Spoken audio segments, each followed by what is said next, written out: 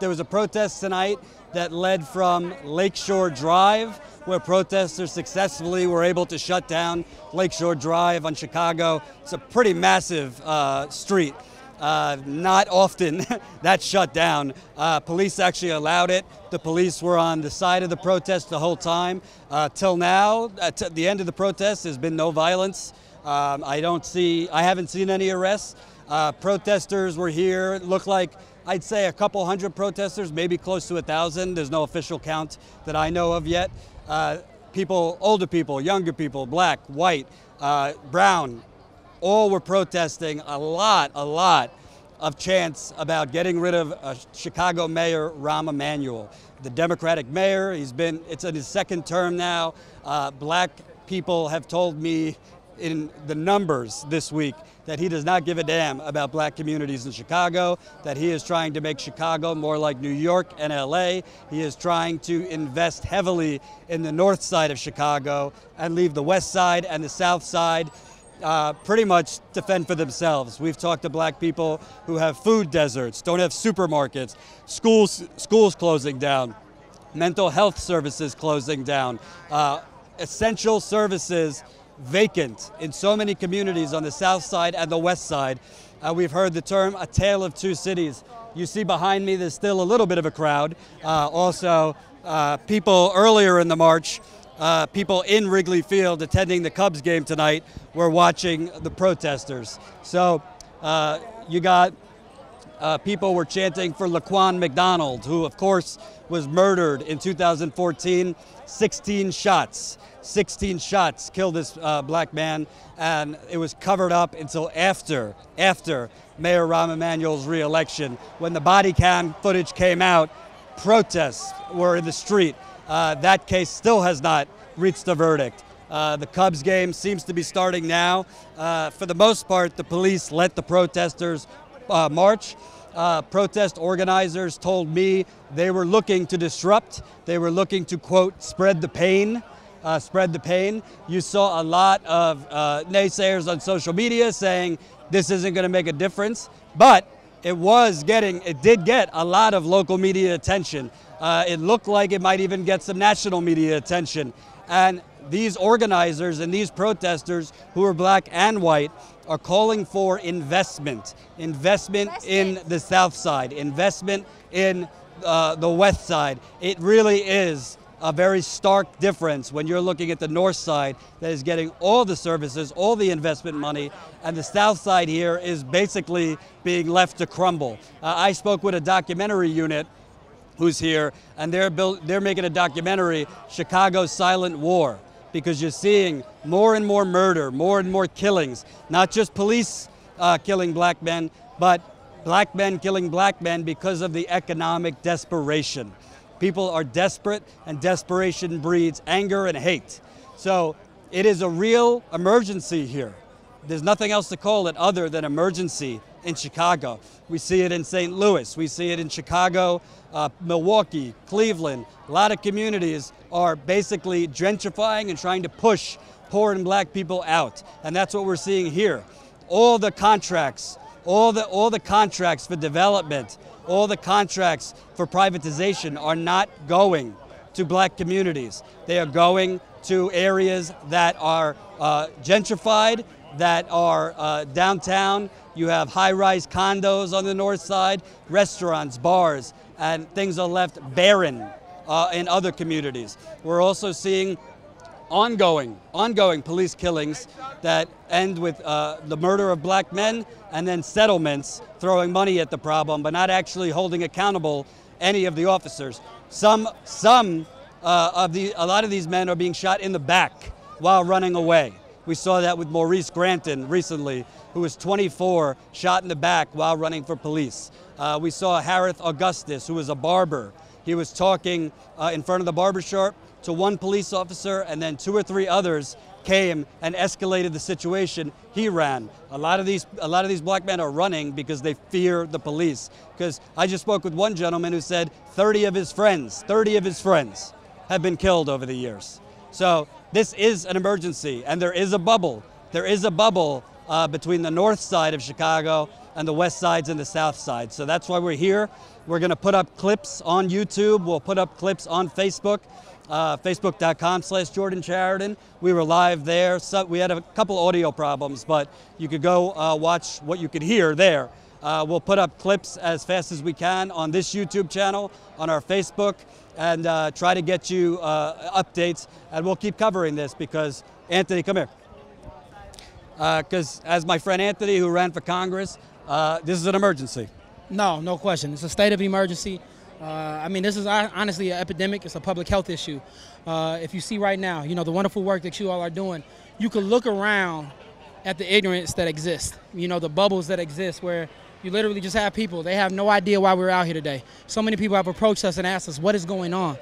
And when you tell them we have black men, black women that are being murdered by our police, who, when? They have no idea the travesties that we're facing. And I think one thing, the common thread is the health of one community directly impacts the health of other communities. You know, we have to recognize that you can ignore this now, but it's inevitable in a capitalistic society, they're gonna maintain a bottom. You know, right now, we said it before, $120,000 is what? Not even considered middle class in most areas. So while they're developing here, while they're building up here, our communities surrounding Wrigley Field are being destroyed, have lack of investment. So what do you think is going to happen? It's going to inevitably spill over into these communities, whether it's violence, whether it's us coming into these communities, continuing to organize. We need our allies to wake up and be allies in verb form and realize they have to empower us. They have to get behind us. They can no longer afford to be in a bubble. They can no longer afford to be ignorant to the issues that we are experiencing because we are together. You know, this is a community. We're united in the struggle. This isn't just a Trump thing. This is a bipartisan thing. You got Mayor Rahm Emanuel, a Democrat. A Democrat is the mayor of this city. You got the Koch brothers, as my man over there is showing me. This is politicians and corruption. It's the Democratic corruption, Republican corruption, you name it. And until the wider public, he was saying people on the north side don't even know what's going on. What do you think about the rest of the country if people in Chicago don't know what's going on? And the media here, unfortunately, reports killings like it's the sports score. 10 seconds for this one, move on. 10 seconds for this one, if they even report all of them. So there needs to be a broader conversation. There needs to be a broader conversation. You know, people need to step up. Like, it'd be wonderful if these individuals going to this game right now would have came down and joined us. You know, cared enough to ask us, why are you here? You know, why are you organized? Why are you mobilized? You know, we have to be able to be willing to risk and sacrifice for change. You know, so many people, like I had somebody come up to me here, we were right here, perfect example, and they said to me, I support you, I wish my father wasn't racist. So think how deep that is. I don't think it's courageous to be able to come to a march and scream out Trump and call for Trump to change, but you don't have enough courage to confront your racist father, to confront your homophobic grandfather, your you know, anti-Semitic grandmother. You know, it starts at home. Are you willing to lose friendships? Are you willing to lose relationships? Are you possibly willing to lose a job, a promotion for us, for people? It has to be intersectional movements, and we need people to empower us because, believe it or not, we can't do this alone. We truly have to come together and unify, and that's the only way we're going to reach change, because what happens is Rahm Emanuel and others, when we scream Black Lives Matter, if they can look out into the crowd and all they see are black people, they can marginalize that. Oh, you know, those are the lower class black people in the community. I don't have to answer to them. But imagine the power in an intersectional movement if we're yelling Black Lives Matter, if we yell immigrant rights are human rights, women's rights are human rights, and we're a diverse base. You have young, old, rich, poor, straight, LGBTQ, so on and so forth. That's something they can't contend with.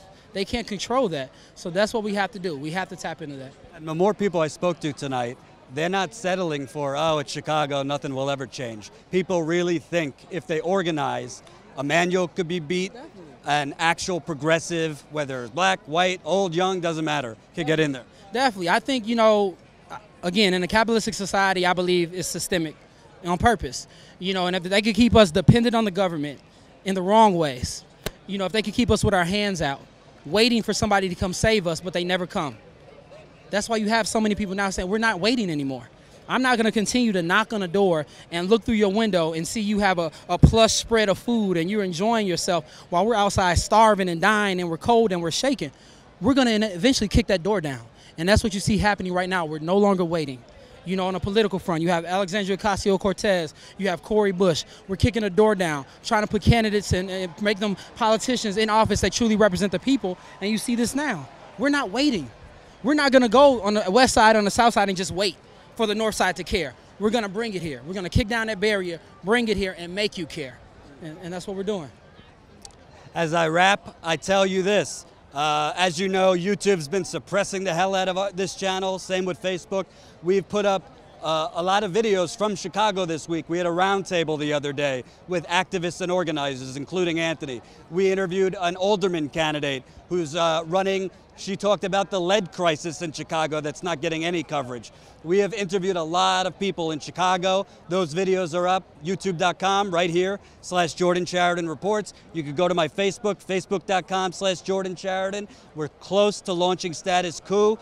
We need your support. If you got $5, $10, $20, $30, $50, whatever you got, jordansheridan.com/sponsor. Keep the lights on. It costs money to travel. It costs money to cover these marches. It costs money to do community roundtables. It costs a lot of money to do real reporting. That's why the majority don't. But we're going to be creative. We're trying our best to get out there, get out with the people, cover things everyone else isn't. So it's up to you. We need your help. Again, jordansheridan.com/sponsor. The money's, we need a new camera. We need a new camera, which will definitely help for our audio issues. This is a grassroots. A lot of people say grassroots and then go for lobster dinner. This is grassroots. We are grassroots. I'm not wearing jeans. I didn't even have clean underwear most of this week. She's smiling behind you. She's smiling. So we need your help. So even if you could leave a little, jordansheridan.com/sponsor. Help us cover this trip. And we're building up to try and cover more reporting trips to places like Chicago, St. Louis, Milwaukee. The more places I'm at, people whisper in my ear, you need to go cover this. You need to go cover that. Well, help us do it. Help us do it.